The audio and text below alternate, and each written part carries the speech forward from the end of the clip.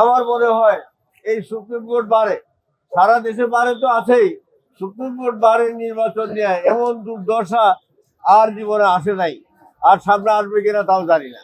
আমার আহ্বান সাধারণ আইনজীবীদের, যারা সুবিধাভোগী, প্রত্যেক দলেরই যারা সুবিধাভোগী তারা সবসময় এই কাজটাই করে থাকেন। আমার আহ্বান সাধারণ আইনজীবীদের কাছে, আপনারা আপনাদের পেশার মর্যাদা রক্ষার জন্য, বিচার বিভাগের মর্যাদা রক্ষার জন্য এবং বিচার প্রার্থীদের সুবিচার নিশ্চিত করার জন্য ঐক্যবদ্ধ হন। বাংলাদেশ গণতান্ত্রিক আইনজীবী সমিতির ব্যানারে এই আহ্বান জানাই এবং এই নির্বাচন বাতিল করে নতুন করে আবার শিডিউল ঘোষণা করে নির্বাচন আহ্বান জানাই। বন্ধুগণ, বাংলাদেশ বাংলাদেশ সুপ্রিম কোর্ট হলো বাংলাদেশের 64টা জেলার একটা মডেল। এই বাংলাদেশ সুপ্রিম কোর্ট এই বাঙালি জাতির ক্রান্তি লগ্নে বিভিন্ন সমস্যার সমাধান এই বিচারাঙ্গন থেকে হয়ে থাকে।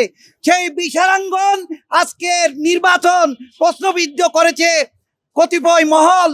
একটা ট্রেফিং, একটা ফাঁদ ফাতানো, একটা নির্বাচনের মাধ্যমে, লোক দেখানো নির্বাচনের প্রহসনের মাধ্যমে আজকে সারা বাংলাদেশকে, সারা পৃথিবীতে একটা প্রশ্নবিদ্ধ করার প্রচেষ্টা চালাচ্ছে।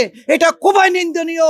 আমরা তীব্র নিন্দা প্রতিবাদ জানাচ্ছি এবং যে অ্যাডহক কমিটি এবং নির্বাচন সাব কমিটি তাদেরকে উদাত্ত আহ্বান জানাচ্ছি, আপনারা এই সুপ্রিম কোর্টের সুপ্রিমেসিকে প্রশ্নবিদ্ধ না করে, এখনো সময় আছে। ঢাকাবারের মতো একটা নির্বাচন আপনারা দেখেছেন, সেই রকম প্রশ্নবিদ্ধ নির্বাচন না করে এই সুপ্রিম কোর্টের আমাদের সুপ্রিমেসিকে সম্মান দেখিয়ে, আপনাদের নিজের স্ট্যাটাসকে সম্মান দেখিয়ে এই প্রশাসনের নির্বাচনকে বাতিল করে নতুনভাবে তফসিল ঘোষণা করে আইনসঙ্গতভাবে সাধারণ সকল আইনজীবীকে অংশগ্রহণের সুযোগ দিয়ে একটা সুন্দর নির্বাচন করবেন,